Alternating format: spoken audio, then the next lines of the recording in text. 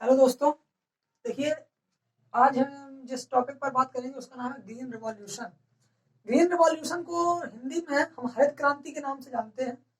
देखिए, green revolution क्या है, आज हम इसके बारे में बात करेंगे और यह किस प्रकार से आई और इसका क्या उद्देश्य था, इसके कौन जनक हैं। ठीक है, तो ये आज आज का जो आपका टॉपिक है बहुत ही महत्वपूर्ण है। तो देखिएगा कि ग्रीन रिवॉल्यूशन जो है यह आपका टर्म दिया था। ग्रीन रिवॉल्यूशन टर्म दिया था किसने? विलियम एस गॉड ने। किसने? विलियम एस गॉड ने यह टर्म दिया था।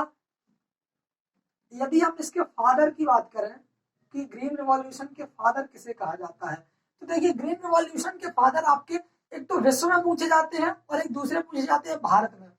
देखिए, जो विश्व में पूछे जाते हैं उनका नाम है doctor N E Borlaug. Doctor N E Borlaug यह आपके पूरे वर्ल्ड के जनक माने जाते हैं हरित क्रांति के लिए। जबकि जो भारत में यदि पूछे जाएं तो भारत के लिए हैं आपके M S Swaminathan. M S Swaminathan यह जो है यह आपके इंडिया के लिए माने जाते हैं कि इंडिया में जो है, यदि आपसे पूछा जाए कि इंडिया में ग्रीन रिवॉल्यूशन के फादर किसे कहा जाता है तो आप बताएंगे एम एस स्वामीनाथन को। जबकि विश्व के अंदर यदि आपसे पूछा जाए कि विश्व में हरित क्रांति के जनक या फादर ऑफ ग्रीन रिवॉल्यूशन किसे कहा जाता है तो वह है आपके डॉक्टर एनी बोरलाग। इनका पूरा नाम है डॉक्टर नॉर्मन अर्नेस्ट बोरलाग। ठीक है, अच्छा, इनको जो है डॉक्टर एनी बोरलाग को शांति के क्षेत्र में नोबेल पुरस्कार से भी सम्मानित किया गया है। शांति के क्षेत्र में नोबेल पुरस्कार से भी सम्मानित किया गया है। ठीक, शांति के क्षेत्र में नोबेल पुरस्कार से भी सम्मानित किया गया है। ठीक है, अब देखिए इसके बारे में हम बात करें आगे कि आपका जो है इसका मेन ऑब्जेक्ट क्या था। मींस ग्रीन रिवॉल्यूशन हमें किस लिए लाना पड़ा, या ग्रीन रिवॉल्यूशन जो है क्रांति, हरित क्रांति हमें किस लिए लानी पड़ी, इसके क्या ऑब्जेक्ट थे, इसका क्या उद्देश्य था, उसके बारे में हम बात करेंगे। देखिए, इसका जो मेन ऑब्जेक्ट था, मींस मुख्य उद्देश्य, वह था आपका नंबर 1 पर तो आपका हाई यील्डिंग वैरायटी ग्रो करना। हाई यील्डिंग वैरायटीज ग्रो करना। ठीक है, उसके अलावा हाई यील्डिंग वैरायटीज ग्रो करना। उसके बाद use of chemical fertiliser. Use of chemical fertiliser. Use of chemical fertiliser. और इसके अलावा जो आपका तीसरा मुख्य उद्देश्य था वह है plant protection chemical. Plant protection chemical. अब देखिए इनके बारे में हम आपको एक एक करके अच्छी तरीके से समझते हैं। देखिए क्या होता है कि हाई यील्डिंग वैरायटीज ग्रो करना। ग्रीन रिवॉल्यूशन का जब मुख्य उद्देश्य था कि हाई यील्डिंग वैरायटीज ग्रो करना, इसका क्या तात्पर्य हुआ। देखिए, सबसे पहले तो आप ये समझ लें कि ग्रीन रिवॉल्यूशन पूछा जाता है कि ग्रीन रिवॉल्यूशन या हरित क्रांति कब आई। तो हमारे देश में हरित क्रांति लगभग 1966-67 में आई थी। 1966-67 में इसको माना जाता है। यदि आपसे पूछा जाए कि जो है आपकी ग्रीन रिवॉल्यूशन या हरित क्रांति कब आई, तो हरित क्रांति आपकी सन 1966-67 में आई थी। देखिए, हमारे देश में लगभग सन 1964 में चाइना के साथ एक युद्ध हुआ था जिसमें जो है बहुत भारी हमारे देश में अकाल पड़ गया था। जब अकाल पड़ गया तो क्या हुआ, हाई यील्डिंग वैरायटीज ग्रो करनी पड़ी। अब देखिए, हाई यील्डिंग वैरायटीज ग्रो करने के लिए हमारा उद्देश्य तो था कि हाई यील्डिंग वैरायटीज को ग्रो करना, लेकिन यह हमने किस प्रकार से कर पाई और जो है इनके बारे में एक एक करके बात करते हैं। जैसे आपका हाई यील्डिंग वैरायटीज ग्रो करना, तो जब हमारे देश में अकाल पड़ गया तो जनसंख्या की वृद्धि दर को देखते हुए और आपका जो क्षेत्रफल था उसको भी मद्देनजर रखते हुए वैज्ञानिकों ने इस बात पर जो है चिंतन किया और उन्होंने पता लगाया, उन्होंने जो है इसका अध्ययन किया। तो उन्होंने सोचा कि क्यों ना हम कुछ इस प्रकार की वैरायटीज को डेवलप करें जो कि कम क्षेत्रफल में हमें ज्यादा उत्पादन दे, कम क्षेत्रफल में ज्यादा उत्पादन दे। तो इसके लिए उन्होंने क्या किया, पहले हम आपको बता दें कि पहले हमारे जो आपके गेहूं हुआ करते थे मीन्स वीट हुआ करता था, उसमें जो बाल थी, बाल जिसे हम ईयर बोलते हैं या ईयर हेड बोलते हैं, जिसमें आपके दाने ग्रेन लगते हैं, तो उसमें क्या था, बाल तो छोटी लगती थी, लेकिन उसका जो स्टेम होता था वह आपका काफी बड़ा होता था, यानी कि भूसे की मात्रा तो उसमें ज्यादा हो जाती थी, लेकिन जो गेहूं आपके ग्रेन होता था, ग्रेन की मात्रा कम रहती थी। तो क्या हुआ, इन्होंने क्या किया, जो आपके नॉर्मन ई बोरलाग जो थे, मीन्स नॉर्मन अर्नेस्ट बोरलाग जो आपके वैज्ञानिक थे, इन्होंने क्या किया, इनमें एक ऐसा जीन इंट्रोड्यूस किया, इनमें उन्होंने एक ऐसा जीन इसमें डाला, ताकि उसमें क्या हुआ कि बाल तो बड़ी हो गई और इसका जो तना था वह छोटा हो गया, बाल बड़ी हो गई और जो तना था वह छोटा हो गया, मीन्स जो ग्रेन की क्वालिटी, ग्रेन की जो क्वांटिटी थी वह बढ़ गई और इसका जो तना था वह आपका छोटा हो गया। अच्छा, इसमें अब यहीं पर हम बात कर लेंगे, जो आपके जो जीन इन्होंने गेहूं में प्रवेश कराया था उसका नाम था नॉरिन 10। नॉरिन 10 नामक जीन इन्होंने इसमें प्रवेश कराया, ताकि जो है इसमें इनकी बाल बड़ी हो गई और आपका स्टेम जो था वह छोटा हो गया। ठीक है, ये तो बात हो गई हाई यील्डिंग वैरायटीज ग्रो करना, और तब से हमारे देश में बहुत ही अच्छी तरीके से गेहूं गेहूं आपकी जो है बहुत अच्छी तरीके से उत्पादन गेहूं का होने लगा। और यहीं पर इसी प्रकार से राइस में भी हुआ था, राइस में भी इसकी बाल को बड़ा कर दिया गया और उसके स्टेम को छोटा कर दिया गया। तो राइस के लिए यदि आपसे जीन पूछा जाए तो उसका नाम था डीजी डीजी ऊजीन, डीजी ऊजीन, यह आपका जीन था राइस के लिए, राइस के लिए यह जीन आपका प्रयोग किया गया, जबकि गेहूं के लिए आपका नॉरिन 10 नामक जीन इसमें प्रयोग किया गया। ठीक है, नंबर 2 पर आता है use of chemical fertiliser. Use of chemical fertiliser का मतलब होता है कि हमने केमिकल फर्टिलाइजर में रासायनिक उर्वरकों का प्रयोग करना आरंभ कर दिया। देखिए, पहले क्या होता था, ग्रीन रिवॉल्यूशन, हरित क्रांति से पहले हम बता दें आपको कि पहले अपने देश में केमिकल फर्टिलाइजर का प्रयोग बहुत ही कम हुआ करता था, ना के बराबर, क्योंकि जो किसान थे उनको डर लगता था कि ये कहीं हमारे फसलों में जहर डाल देते हैं या कुछ विषैले पदार्थ डाल देते हैं, जिससे हमारी फसल को नुकसान होता है, ये उनके दिमाग में कुछ अलग सा चलता रहता था।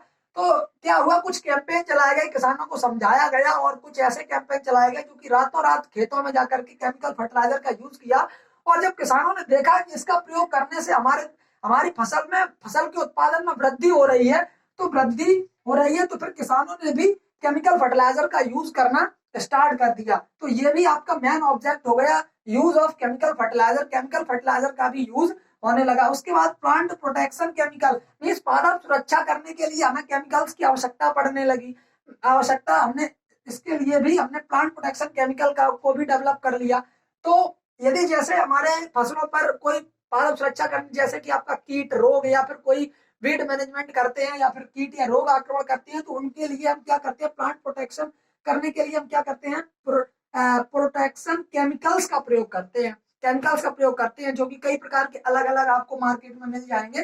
तो ये थे आपके main object, high yielding varieties हमने ग्रो करी, उसके बाद यूज ऑफ केमिकल फर्टिलाइजर का भी प्रयोग किया और प्लांट प्रोटेक्शन केमिकल का भी प्रयोग करने लगे, जिससे हमारी फसलों को जिससे हमारी फसलों में देखते ही देखते बहुत ही अच्छा उत्पादन मिलने लगा। ठीक है, ये बात थी आपकी मेन ऑब्जेक्ट की। देखिए, केमिकल्स फर्टिलाइजर का प्रयोग करके हमें जल्दी से इसका उत्पादन तो हमने तेजी से बढ़ा लिया, लेकिन हमने वातावरण पर ध्यान नहीं दिया, और इस समय वातावरण जो है आपका बहुत ही प्रदूषित हो रहा है। किसके कारण, आपके केमिकल फर्टिलाइजर और प्लांट प्रोटेक्शन केमिकल की वजह से ही हमारा जो वातावरण है, पर्यावरण है, वह जो है प्रदूषित हो रहा है। तो यह इसके कुछ साइड इफेक्ट भी थे और कुछ इसकी जो है बेनिफिट्स भी थे। ठीक है, तो ये बात होगी आपकी मेन ऑब्जेक्ट की। इसके अलावा जो है, देखिए, यदि आपसे कोई पूछते कि हरित क्रांति सबसे ज्यादा कौन कौन सी फसलों में देखने को मिली, मीन्स मेन क्रॉप कौन सी थी, क्योंकि हरित क्रांति जिनके लिए उत्तरदायी है, ठीक है, हरित क्रांति जिनके लिए उत्तरदायी है, वह कौन कौन सी आपकी जो है क्रॉप थी, मेन क्रॉप्स आपकी कौन सी थी। तो आपकी जो मेन क्रॉप थी उनमें जो है आपकी पहली क्रॉप आती है व्हीट, और नंबर दूसरे पर आती है आपकी राइस।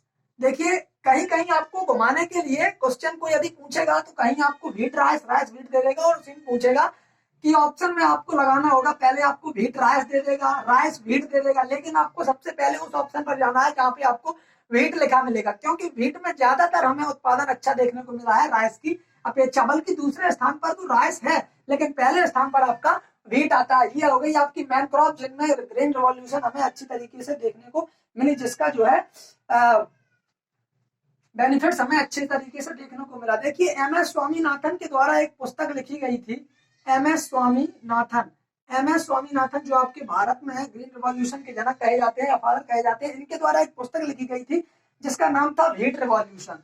तो उनका इस पुस्तक का जो टाइटल रखा गया, इस पुस्तक का जो टाइटल था वह था व्हीट रिवॉल्यूशन, वह था आपका व्हीट रिवॉल्यूशन।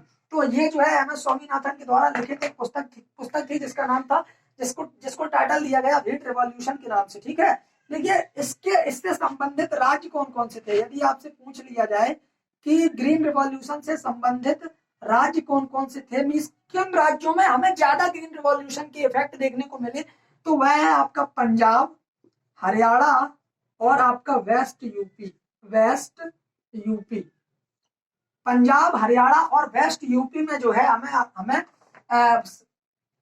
ज्यादा ग्रीन रिवॉल्यूशन का इफेक्ट देखने को मिला। संबंधित राज्य जो है आपके पंजाब, हरियाणा और वेस्ट यूपी। अब देखिए यदि आपसे पूछा जाए कि भारत में गेहूं में बौनेपन के लिए उत्तरदायी कौन सा जीन था, गेहूं में बौनेपन के लिए कौन सा जीन उत्तरदायी था, ये अभी हमने आपको बताया जब उसकी बाल हमने छोटी करवाई थी ना, तो उसमें कौन सा जीन था, तो वह था आपका नॉरेंटेन। कौन सा जीन था, नॉरेंटेन नामक जीन था।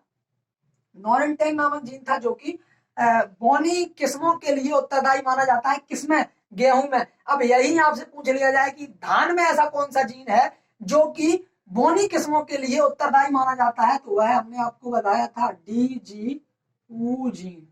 डीजीऊ जीन यह जो है आपका धान के लिए उत्तरदायी जीन माना जाता है। ठीक है, अब देखिए बात करते हैं अब आपके उस समय तो आपका नॉरेंटेन था गेहूं में, लेकिन अब कौन सा जीन है जो कि आपका गेहूं की बोनी किस्मों के लिए उत्तरदायी माना जाता है। तो देखिए RH T1 और RH T2। देखिए RH T1 और RH T2, अब ये क्या है देखिए समझते हैं। इसको जो है हम पूरा लिखते हैं रिड्यूस्ड हाइट। रिड्यूस्ड हाइट 1 और रिड्यूस्ड हाइट 2। RH T का मतलब होता है रिड्यूस्ड हाइट। ठीक है, ये बात हो गई आपकी गेहूं की। अब देखिए इसमें क्या होता है, भारत में हरित क्रांति के योगदान के लिए 1918 में बी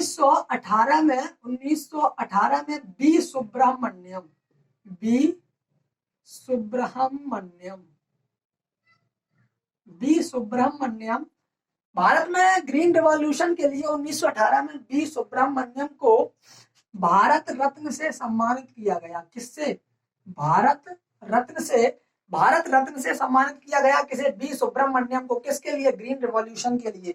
तो देखिए ये बात थी आपकी ग्रीन रिवॉल्यूशन की। ग्रीन रिवॉल्यूशन कब आई थी, 1966-67 में आई थी। ग्रीन रिवॉल्यूशन का मेन ऑब्जेक्ट क्या था, हाई यील्डिंग वैरायटी ग्रो करना, और उसके अलावा यूज ऑफ केमिकल फर्टिलाइजर का प्रयोग करना और प्लांट प्रोटेक्शन केमिकल का प्रयोग करना। इससे संबंधित राज्य कौन कौन से थे, तो आपका पंजाब, हरियाणा और वेस्ट यूपी, या यूपी कह सकते हैं तो आपका चलेगा। ठीक है, उसके बाद आपकी जो गेहूं में बौनेपन के लिए जो जीन प्रयोग किया गया था उसका नाम था नॉरेंटेन, लेकिन तब किया गया था। लेकिन यदि पूछा जाए कि अब भारत में गेहूं में बौनेपन के लिए कौन सा जीन प्रयोग किया जा रहा है, तो वह है आपका RH T1 और RH T2, जिसमें RH T का पूरा नाम होता है रिड्यूस्ड हाइट। ठीक है, और धान के लिए यदि आपसे पूछा जाए कि धान की बौनी किस्मों को बनाने के लिए जो है आपका कौन सा जीन उत्तरदायी है, तो वह है डीजीऊ जीन। देखिए इसके जो फादर कहे जाते हैं ग्रीन रिवॉल्यूशन के, वह है, यदि पूरे ऑल ओवर वर्ल्ड की बात करें तो वह बोरलाल, और भारत की बात करें तो वह है आपके MS स्वामीनाथन। और MS स्वामीनाथन के द्वारा एक पुस्तक लिखी गई जिसका टाइटल था व्हीट रिवॉल्यूशन। ठीक है, ये बात हो गई इसकी आपके ग्रीन रिवॉल्यूशन की। तो यदि वीडियो अच्छा लगा हो तो वीडियो को लाइक, कमेंट, शेयर अवश्य करना। और यदि आप अभी तक हमारे सोशल मीडिया प्लेटफॉर्म पर नहीं जुड़े हैं तो देखिए आप YouTube पर जाइए और स्टडी विद टैलेंटेड बॉय आप डालिए, वहां पर आपको एग्रीकल्चर से रिलेटेड हमारा आपको चैनल मिल जाएगा, जहां पर सिर्फ और सिर्फ एग्रीकल्चर से रिलेटेड आपको नॉलेज दी जाएगी। ठीक है, और कई वीडियोस हमने आपको प्रोवाइड करा दिए हैं, पहले आप जाएं हमारे चैनल पर, उस पर विजिट करें और देखें हमने आपको किस आसान भाषा में सभी प्रकार से संपूर्ण मैटर आपको प्रोवाइड कराया है। तो तो यदि वीडियो अच्छा लगा हो तो वीडियो को लाइक, कमेंट, शेयर अवश्य करें। जय हिंद, जय भारत, धन्यवाद।